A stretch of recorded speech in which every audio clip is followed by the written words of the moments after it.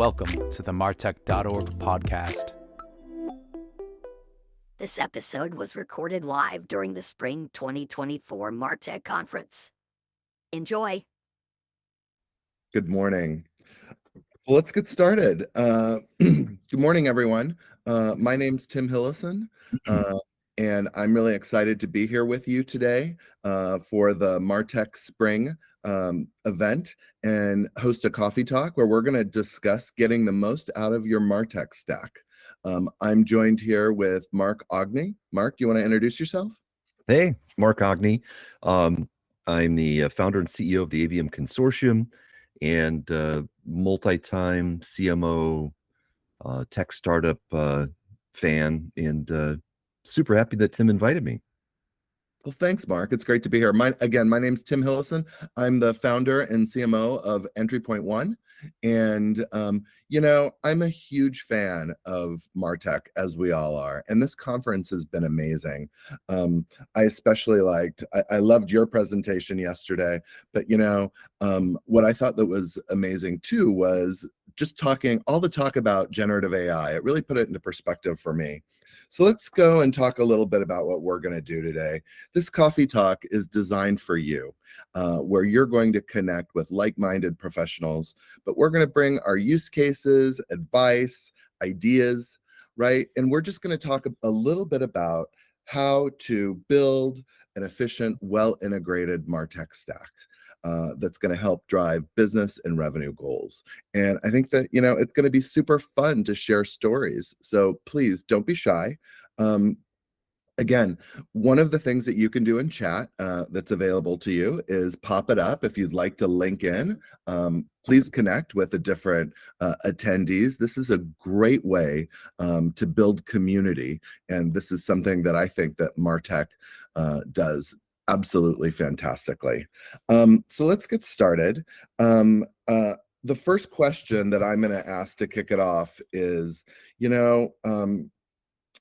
oh, and one other thing. If you're not seeing polls, we've got some polls to help us out here as you guys drink your coffee. If you're not seeing them, please raise your hand for us so that we can make sure that they're going well. And again, I would like to give a big thank you to everyone at MarTech for putting on this production. So, Mark, let's start.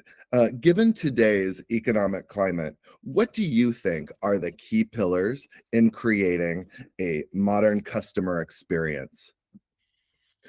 I did a little bit of research with Len Devana, and I really agree with his premise that it's really an organizational challenge, and it's not just a marketing challenge or a sales challenge. It's in that it's strategy driven before tech driven, and so that really resonated with me a lot. And so I was super happy to be kind of bookended with his conversation. I doubt that I could steal any thunder from him as an expert, but what he said really resonated with me. That makes sense. I mean, what Len looks at it a lot of times is the entire, process and how it's baked into both the front end and the back end, because it's really more of an ethos or a philosophy. And I'm sure that people, that really resonates with people. Let's go into Mark, I don't know if you have any questions for me to get it started, because one thing I see is we've got some audience coming on. Let's start the conversation and the actual coffee talk. So, this is, I think, look at this, Len Devana joined. I was just giving you props a second ago. Len, how are you? Good morning. So what I wanted to share was that, this isn't a monologue. We really hope that people can chime in and lend to the conversation.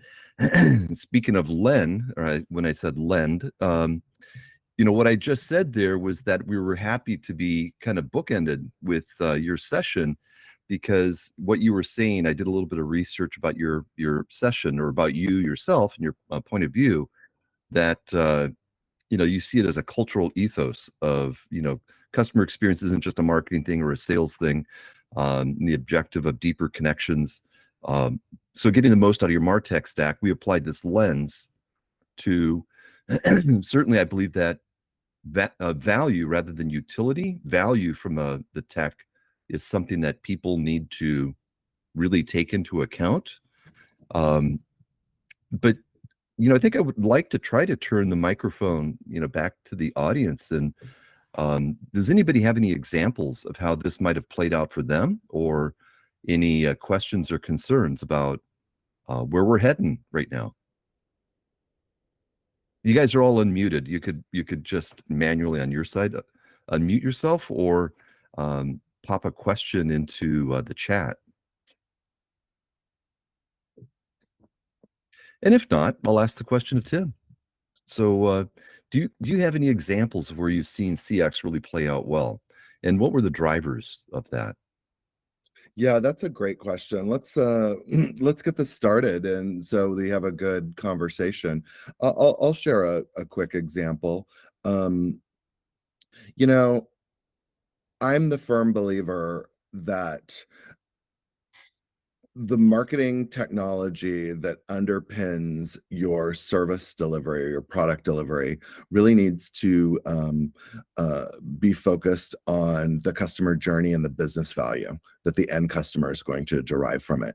And what we see, it's really interesting because, I don't know if you've seen the Xylo 2023 survey, but, marketing tech stacks are growing, right? And so, we've got, although there's been some deprecation, right? In general, they're growing. And I think that my experiences in serving customers as a fractional CMO and GTM advisor is it really depends on what stage a company is for how they're going to deliver that. And let me give you an idea. When you've got companies that are seed to B stage and they're really in the problem market fit area, right? They're really trying to figure out what is the best experience that I can deliver to my customers. This is where we're seeing for instance, sales enablement, data unification, right? Social media, the key pillars of their MarTech stack. You asked about how you deliver value. Well, in this case, a quick example is in one of my clients in the B2B tech space is, it was really aligning their revenue team. And so, one of the things that is very simple is they chose a sales enablement software, which is high touch, right? And basically, they were able to take the different data and the different information that was all throughout their data stack, right? And they were able to push it to the sellers so that there was more consistent messaging. Right? And so to answer your question, that was a key premise and a very simple one, but a key use case in how to deliver that customer experience that was unified across the different touch points, right? That said, that's an example. I've got a few others that we can talk about later, but maybe we can open it up to the audience. Is there anyone who would like to share an example with us about how they're using their MarTech stack to deliver a more unified customer experience? Can I call on you? So I'll raise my hand. I'm in the audience, I guess. Go ahead. And again, guys, not that you guys have to be on camera and things like that, but our goal today is that it's not a monologue here, that we want to engage everybody and have some fun here in the morning. Well, for us, we're having coffee because we're on the West Coast. Now, one of the things that I have seen for many years, I've been working with kind of tools of advanced data management for over a dozen years. And one of the things I see in particular in the B2B side of the world is that the tools around us are speaking in the wrong language, contacts and leads rather than accounts and buying centers. Now, the data, I think, is really the place to start. The insights that you can glean from that data rather than just the data itself, of success rates, of renewals and things like that, I think is a way to scale kind of a meta view of the experience and the feedback, identifying needs, and our success at being able to identify and react or respond to those needs. Now, having a unified view of what you're talking about, I think, is a really, in my mind, a precursor. If this is going to be CX as being something that's not just a marketing or a sales or a customer success, endeavor, everybody has to have a common view of what you're looking at. What is reality today, and a common set of ways that we would look at it and empower people to act upon what it is that they're seeing in the insights that are coming across. That's my 2 cents. I agree with that. I would love to figure out, what other people think. Eric, how are you? Good morning. Did you want to share your perspective with us about, building a unified customer experience with MarTech? Yeah, sure. Happy to do so. So yeah, I think it's really I'm really passionate about, hey, good morning, everybody. I'm really Good morning.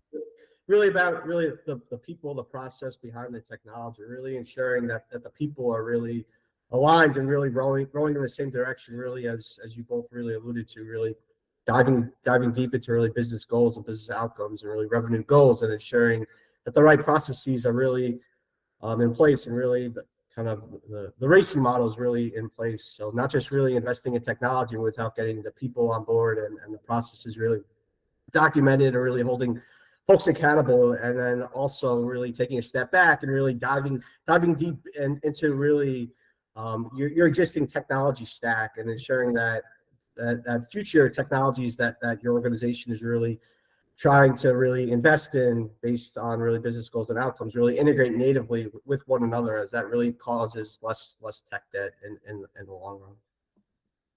That's great, Eric. Thank you. I appreciate that.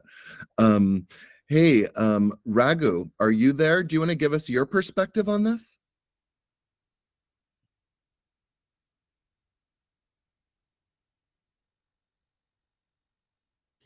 Let's go to Eric. I couldn't agree more. I mean, so what I heard there were, not only interoperability, but, really understanding the benefits, getting the requirements, and just making it work well across the organization. And I want to say thanks. Hey, I'll also add that really getting folks on board who really have that knowledge, and not just from a technology perspective, but also really from a business and marketing perspective, because really 100%. in my organization kind of today, that really technology is really leading the way, and they don't necessarily have the business lens that myself on the marketing technology side, where I kind of technology and marketing, and that really technology folks are really the decision makers. I think that's it's really causing a lot of tech debt and a lot of frustration on the business side of things, and kind of team morale is really taken really a step back. So I would just really allude to that, really ensuring that you're really having the right decision makers at the table with these vendors. Hey, Eric, Katie Rice asked, are you on the client side or at an agency? Yep, yeah, I'm currently on the client side. So I work for a large, really financial services insurance organization, public company. That's great. Thank you. I really appreciate your insights. Hey, Allie, good morning. Would you be interested in contributing a bit to the conversation? Hello. So I am like Katie, and I am new to the MarTech side. So just observing and taking some notes so I can learn and take that back to the team. Absolutely. And, if you have any questions, either raise your hand or pop them into the chat. We're just happy you're here. We hope you have your coffee or your favorite beverage. I do. Yeah, good. And welcome everyone to spring, right? Hey, Tim. John, I was going to add something, I think, you were? dovetailing Sorry about that. with Eric there. Maybe 10 years ago, it was a really big thing to be like the chief marketing technologist. And I think there's a point in time where we let the technology lead the strategy. And I think more today, we're coming back to your point, Eric, where the strategy should be leading the technology. Certainly, there are new capabilities that come out that we always need to consider. But if you're looking outside in, right? If you're looking at the objectives of your audience and your customers, and then you're trying to understand your strategy to try to engage them at a better level, that's a primary consideration before you get to the point of, I'm going to buy some technology. And so I appreciate what you'd said about you taking the business perspective of, and the strategy and the objectives to better align the technology to those things. That really resonated with me. Yeah, I think kind of my organization really, I think in the last couple of years has been undergoing really like a tech transformation where we had one of the big names. We kind of had their A/B testing tool. We had their marketing automation platform, and then due to kind of cost savings initiative, and we had legacy kind of CMSs and whatnot. So we kind of consolidated maybe like 30 technologies, and now we only have 10. We went with kind of a new one of the big players. But in my opinion, things have really gone haywire because really IT really led the way. And if you're having folks from an IT perspective that don't have that really SaaS, really third-party marketing technology experience like myself do, and some other folks on really the MarTech side of things, and that's really where I'm going back to the point that I made earlier. It's really the people, the process behind the technology. Just because somebody is in IT and whatnot, and someone's on the marketing side, doesn't necessarily mean that the folks at IT should really be those decision makers and choosing which vendors to go to just because they have the relationships with that particular vendor, when that vendor doesn't necessarily have the right technology and capabilities. Taking an example, where the organization that I'm at right now doesn't necessarily do traditional, really B2B marketing. They do really more traditional, really B2B2C and B2C marketing, and they decided to really transform and take kind of Eloqua. So we used Eloqua prior, and now we're using Marketo. When that in my opinion, from a Marketo integration standpoint with the rest of the Adobe stack, it doesn't really, it's kind of like the stepchild per se of Marketo of the Adobe technology stack. We've been trying to really integrate Marketo with Adobe's kind of CDP, and there's a lot of errors kind of occurring and whatnot. So I don't necessarily, that's where kind of having that table stakes game of really having that representation from the business and technology lens of myself. If I was really a higher kind of decision maker, being there, taking a step back, just because we have Eloqua doesn't mean we should necessarily really leverage Marketo, when we should be really using really Adobe Campaign or really some of their other solutions. That's great. Len just popped something in the chat about Starbucks and the Starbucks reward program, using a good example of brand using their MarTech. And you're absolutely right, CX leader for sure. Let's do this. Let's open it up to a quick poll to get everyone a little bit more warmed up. We've got a quick poll for you. If you let's see if everyone can see that poll. Here it is, and it's in your chat. How well do you believe that your organization empowers you and your team to deliver a seamless customer experience to your buyers? So let's give everyone a little bit of time to answer.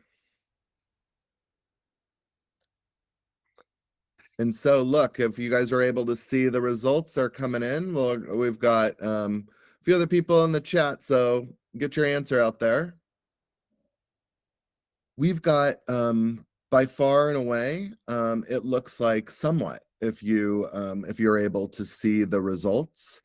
So a few people put not at all, a few people put somewhat, and a few people put very much. And one thing I want to do as we discuss a little bit about the results is I want to mention that Allie also had a question, and we're going to roll that question in here. And the question that she asked was, what factors do we recommend when deciding to onboard and offboard a tech? And this is really important in that unified customer experience. So let's go back and let's talk a little bit about the poll. I'm going to go back and make sure that I have it. If someone could, who said somewhat, I don't know if anyone can raise their hand or if you'd like to come on camera. We'd like to understand some of the reasons behind what makes it that way, right? And that way we can start the conversation there. Who's up for sharing?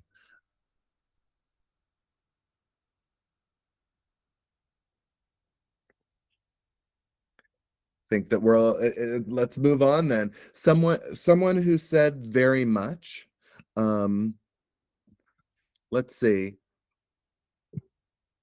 Is there anyone there who's very much? Christopher Wilson, or I don't know if you go by Chris, but would you be up sharing with us?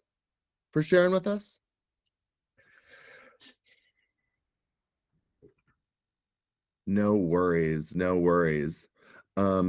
Okay, well then, let's talk about Allie's question first, right? And Allie was, Allie again asked the question, why, how do you, choose whether to, let's go back to the question. Sorry about that. I'm still drinking my coffee. What factors do you recommend when using or deciding to onboard or offboard a tech?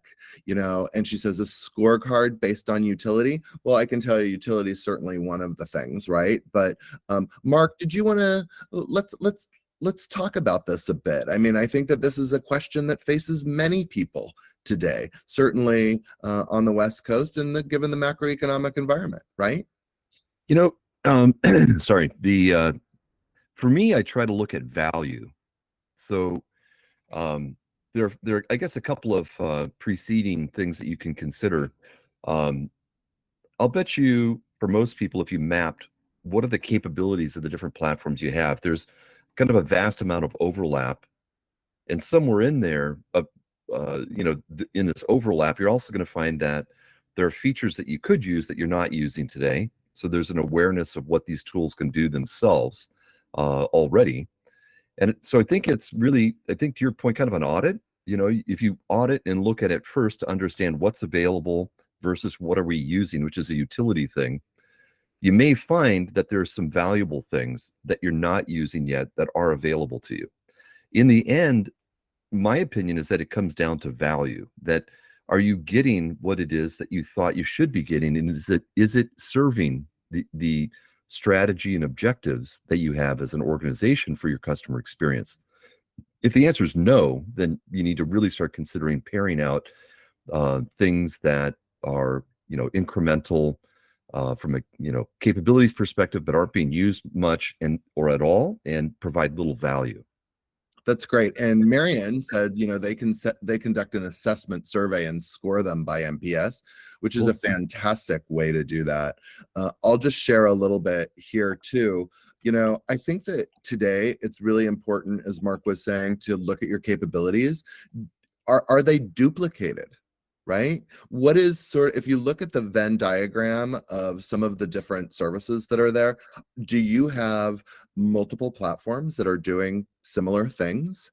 The next thing I would say is what we look at, or what I look at when I go into different companies, is who's using them. And that's what you pointed out, Allie, right? If you've got a marketing team or your organization and there's 100 licenses and only 2 are being used, I mean, that could be a great choice, or it could be under leveraged, right? Are people adequately trained on the tool, right? This is a really important thing, and it's important that the entire marketing organization is understanding how those capabilities fit to deliver that customer experience. And then, 2 other modern things, and then I would love to hear what Marianne's example is. It's really important to look at the use cases that you want to deliver, and if those capabilities align.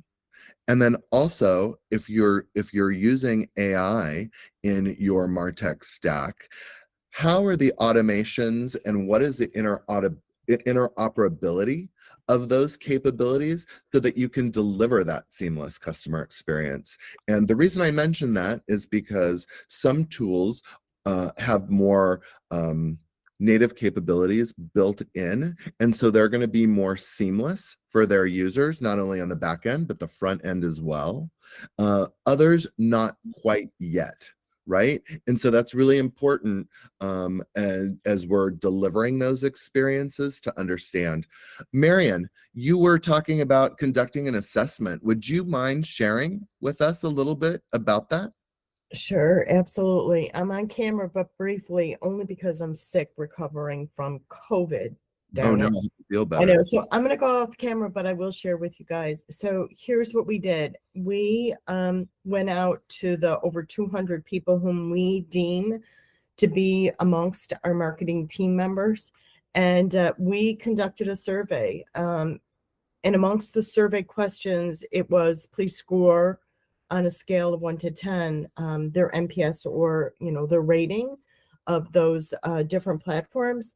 And then we, from that, obviously consolidated notes and shared across the enterprise. And then subsequently, we're now in the process of looking at, and I think, Mark, you brought this up, where are there duplications? Where can we consolidate? We identified that our organization has over 160 different platforms and systems and tools. And the idea here being eliminate the duplications and see if we can't leverage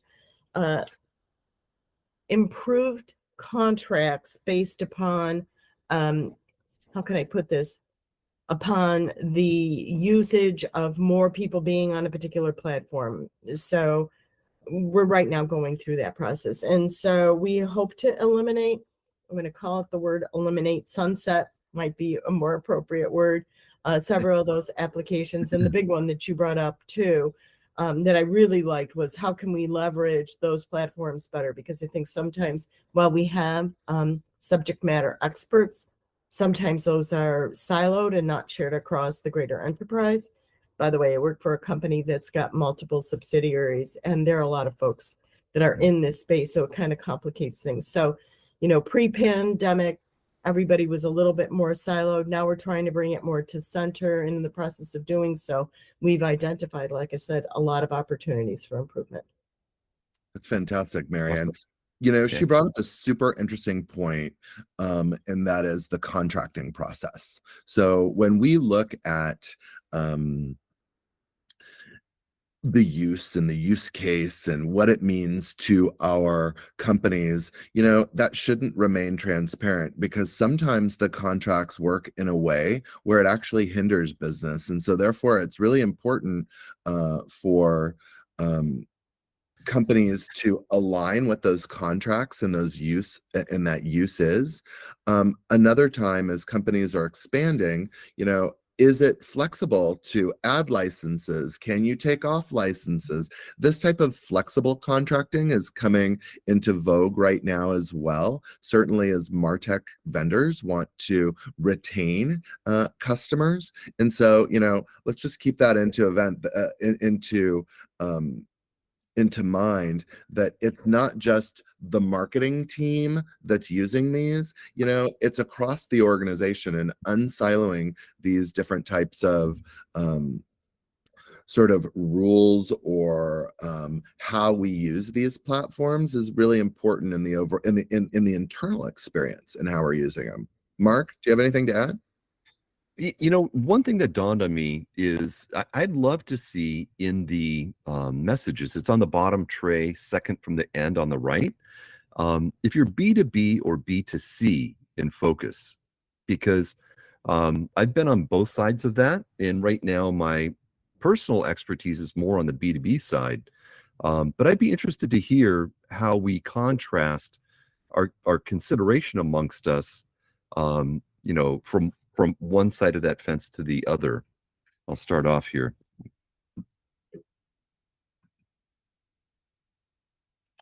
So Katie's saying B2B and B2C. Okay. It's to the far right there. Okay.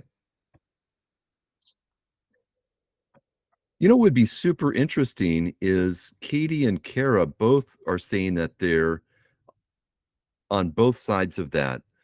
It'd be interesting to see from your perspective what you see the differences are in challenges and underlying technologies for between those two camps? I can jump in Would- for a second. Thank you, Kara. I work in the veterinary industry.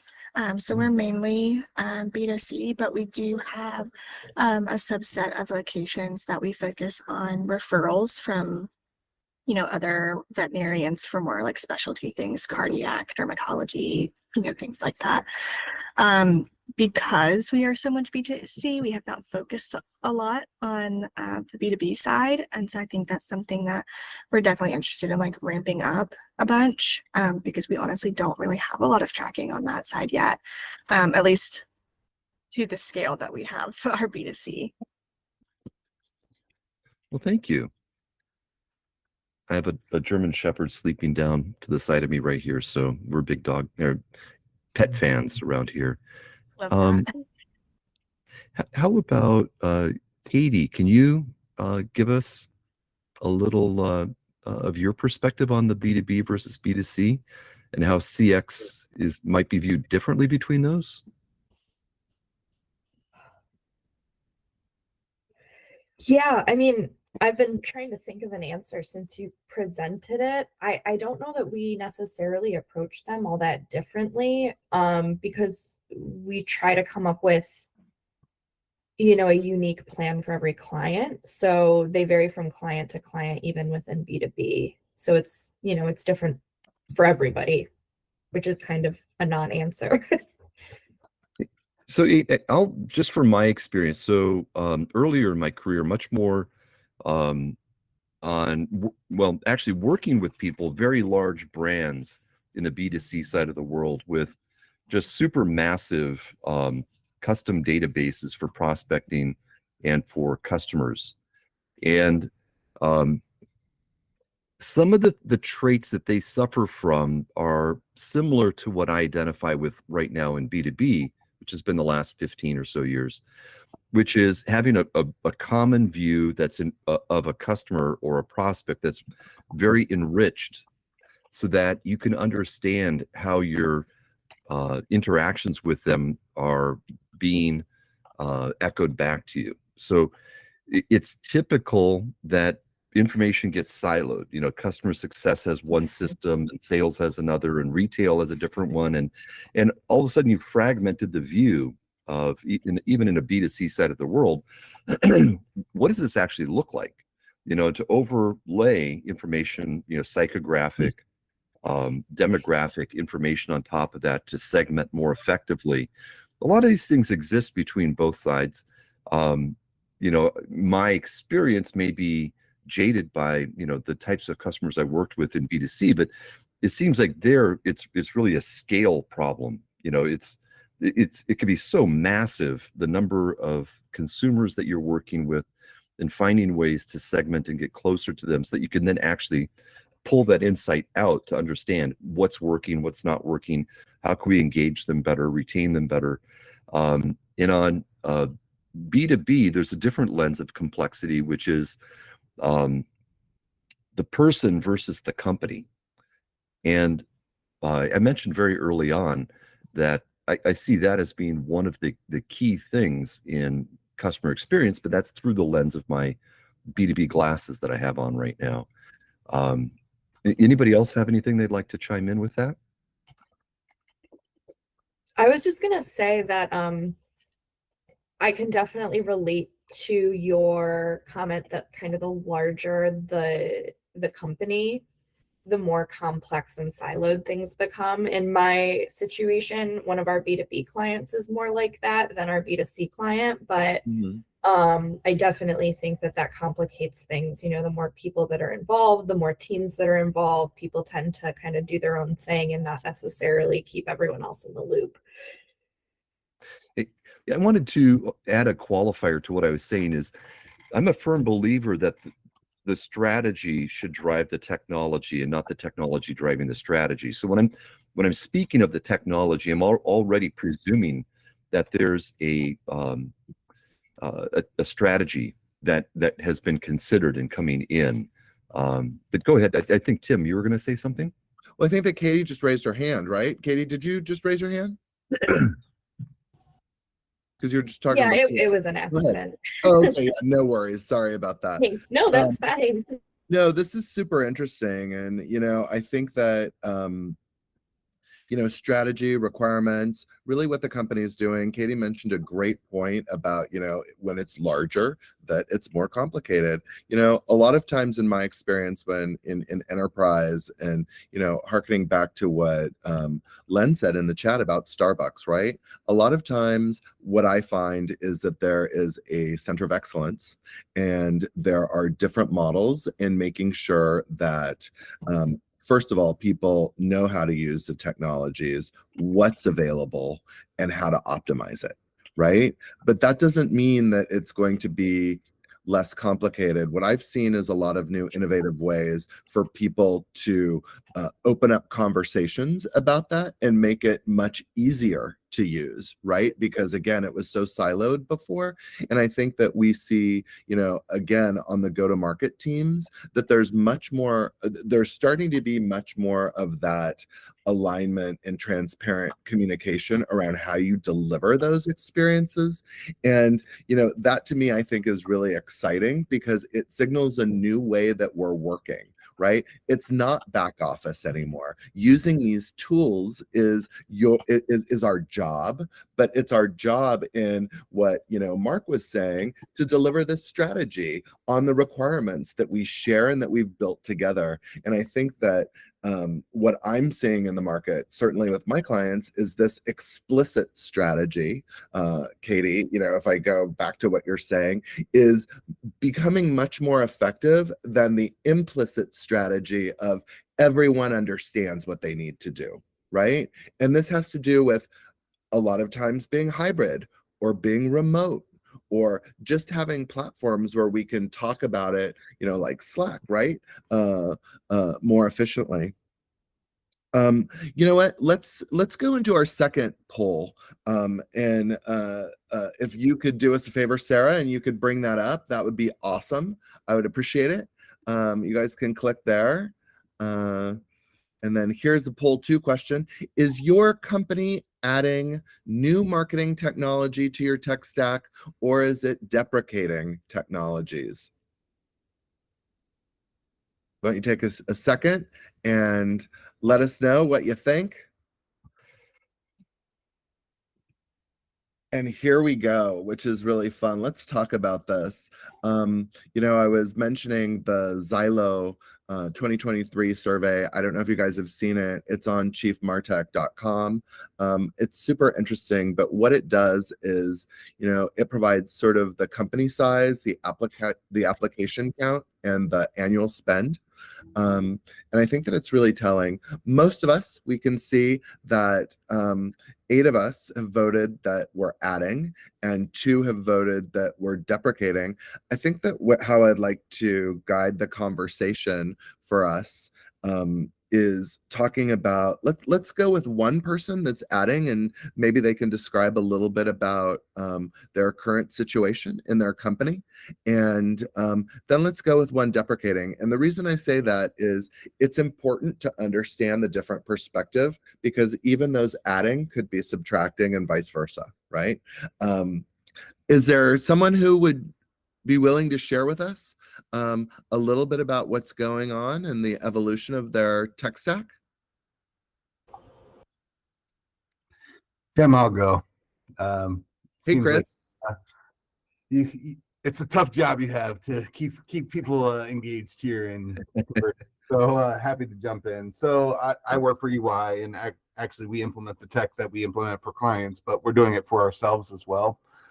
So we've recently, kind of what Eric was saying earlier, we're implementing AEP alongside of Marketo as well. And so in terms of the adding, it really was around getting, CDPs have been getting hot for the last 3 years. Obviously there's some native players like Redpoint Global and some other players, but with us being more B2B focused, back to your earlier question, it has really been kind of, it's a much harder ecosystem in the B2B world because there's multiple roles. Like when we go and sell our services, there's executives we got to work with as well as procurement, as well as, whatever marketing organization we're talking to. So we have been really trying to organize our data.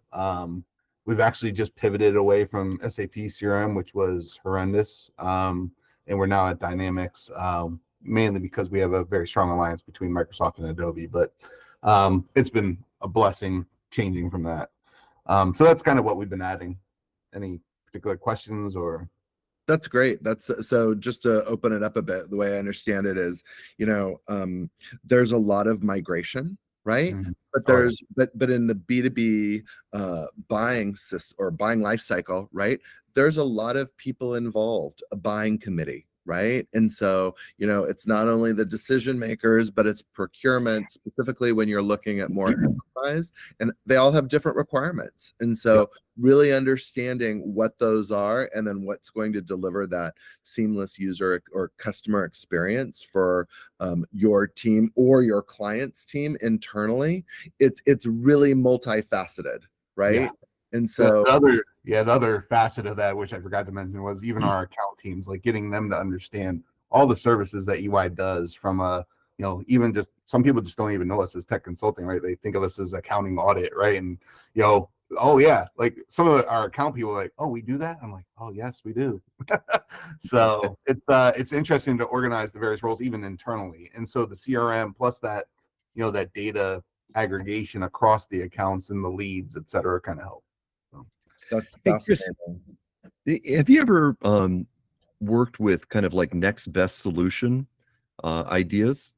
Yes. Yeah. So, and we've taken many approaches at it, right? Adobe has its own set of recommendations. We try and index on the Adobe suite, but we also, we've used Pega for our next best action is what we call it, to kind of move them down the funnel and what the next journey is. And it does help us with some orchestration, but we're still in terms of our internal marketing team, they're still trying to get up to speed on it. Like we implement this for our clients, but it's kind of the cobbler shoes event where, they're still trying to come up to speed on some of that stuff as well. So that is definitely that's the next kind of echelon that they're trying to get from a capability perspective. What really resonates with me there is the data management component of what you're talking about. If you don't have the data right, you can't get targeting right, you can't get measurement right, you can't get insights, needs, you can't aggregate any of that. And this probably applies to many people in this call. Like just doing a data program itself, by implementing AP by itself, you're not going to get the business buy-in, right? Because data by itself does not generate revenue or extra leads or through the funnel. You got to actually tie it to some kind of activation. So that's been part of our use case by use case. Hey, yes, it needs this AEP capability around the customer data platform, but it's going to activate, whatever, web, email, whatever channel, right? And so a lot of people just say, oh, I'm going to implement this, I'm going to implement that. And like, it needs to be kind of more horizontal than vertical. But for me, I remember many years ago, people talked about big data as if it were the opportunity.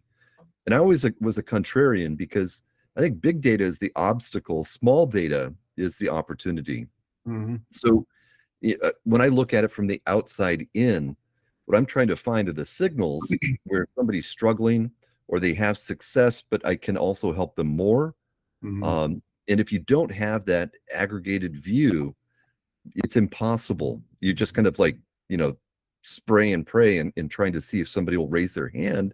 And Right. that's not the customer experience. And I think that kind of like full circles us back to where we started talking about lens vision of the, everybody being active at trying to find and to serve the experience of the customer.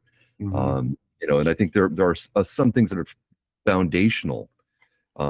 In addition to strategy, I think you start with the strategy, but the technology is enabling. Yeah. Yeah. I mean, I think that's where a lot of these data products are going these days, right? Sure, you're always going to have the big data lake where you're doing a lot of your aggregate, what are the personas, audiences that are generating the most conversion, et cetera. But I think a lot of our marketing tools now are saying, well, hey, I only need a slice of that. Like, let me go and build this next experience and experiment with it. I don't need all this because it's just too much. One, we know some of these tools don't handle, terabytes worth of data very well, right? So And I think that that's the key that you said. You know, data unification is pivotal for maximizing, you know, the insights across platforms. And so, you know, one thing in that Katie had mentioned, or Ali had asked about before, is how do you do that? I would, you know, how do you decide if you're adding or deprecating? Is really understanding the data layer of your application and how it's pulling it. Because if it has a generic API, it could take your team a really long time to integrate it. Whereas if it has guardrails on different ways and best practices and guides, it could be a lot quicker. Right. And so, you know, we all need to make that decision to pull those insights, but it's about how our MarTech stack works together to deliver those, not how any one of the platforms or software works individually. Right. You know, I was going to add on top of that, Tim, some debate that I've been a part of recently is the data science versus the customer advocate. The data lake with data scientists, oftentimes they're trying to find the 95% confidence level information that may take months to figure out. But sometimes in the experience layer, you're looking for, they just did this, now I need to do that, which is milliseconds, you know, and like, how do these two, they seem to be contrasting movements in organizations. And Chris, you know, with the size of EY, you've probably had these conversations a lot. I mean, what did you find? Sorry, had to get over mute. The whole data, it does seem kind of contrarian, right? I think the big challenge between that data science team and people like analyzing all the volume of data that we get, in those that are trying to execute new experiences, that's still a challenge, right? It's almost like they're you know, it's apples and oranges in terms of comparison of what they're trying to do. So I don't know if we've actually internally, I mean, we have frameworks and also, look, consultancies, right? You got a framework for everything these days, but it does help guide your thinking. And so we've been starting to slowly implement, you know, hey, here's what the data scientists are finding. These are the attributes, and attribution's a whole nother set, like what marketers think is good attributes versus what the data scientists, and even I would say even our sales team, you know, I'm sure others here of, especially in the B2B world, what's hotness of lead, right? What are those attributes and activations, or sorry, events that are happening that really make somebody say, oh, they're 90% through the funnel. Now's the time to hit with the final sales message and get them to close the deal, right? Like what the data scientists see is certainly not aligned to what the marketing folks are. They kind of talk past each other, and then you add the salespeople on the front lines. It's hard to get them to align, I guess. I'd like to jump in here because I think that this is a super common problem, right? And it's something that, you know, touches on a lot of times the marketing strategist or, you know, the marketing team to unravel. It's more important than ever that we have the right data to be able to fuel our different experiences and provide insights in how to act, right? But a lot of times the objectives, for instance, that you're talking about, Chris, in regards to data science, don't align with what the marketing objectives are. And so it's so important to go deep into the requirements, but also make sure that the marketer is really tying back the business objectives of the revenue team to what is needed in order for the data scientists to act, right? And then I would say on the reverse side, it's really important that we push our data science teams that they don't just give us a list of bullet points, but that they're actually explaining why they want this so that we can make it line up. And I find that when doing that, that's when we're creating these really strong ties in between marketing and data science, and we're starting to work better. So it can be painful at the beginning, but the rewards and the fruits of the labor are well worth it. And before we go on, I you know, we didn't hear from anyone who's deprecating. There were a few people who said that. Could we hear from that? And Chris, I want to say thank you. No problem. It was awesome. Anyone who is deprecating? So I'll raise my hand just because some of my clients are trying to head in that direction. And the objective is just to find redundancy or lack of value or utility to free up budget to invest elsewhere. It's a zero-sum game. So now's a good time to be very critical of your tech stack to free up some money and be able to invest it elsewhere. Right. What I'm finding, and I don't know what you guys are, just say, give a thumbs up or something like that, is that, in my smaller clients, a lot of these single point tools are being replaced by more integrated tools, right? And that means that instead of one department using it, we want multiple departments to use that. But, this is a newer trend in MarTech. And so, I think that we're going to see that pick up and gain for the enterprise. But a lot of times in the enterprise, we have specialized tools that, serve a specific function. And that's, again, why their tech stack is so large and they need to do it. Katie was saying that, they're adding, as Mark mentioned, but they're identifying the overlap. So that Venn diagram and optimizing budget to get additional tools and, eliminating redundancies. Does anyone have any insight about training and how their teams have been focusing on really optimizing the use of these platforms? Pop it in the chat. Let us know. We'll continue. Just got a few minutes left. Kara, go ahead. Yeah, I think one of the things that's super important is not how I might use the platform, but how the rest of my team might use the platform and catering the training towards that. Because you can spend an hour doing training, but if it's not relevant to their job function or how they might think about using the platform, then it's just going to go in one ear and out the other, and they're not going to use it.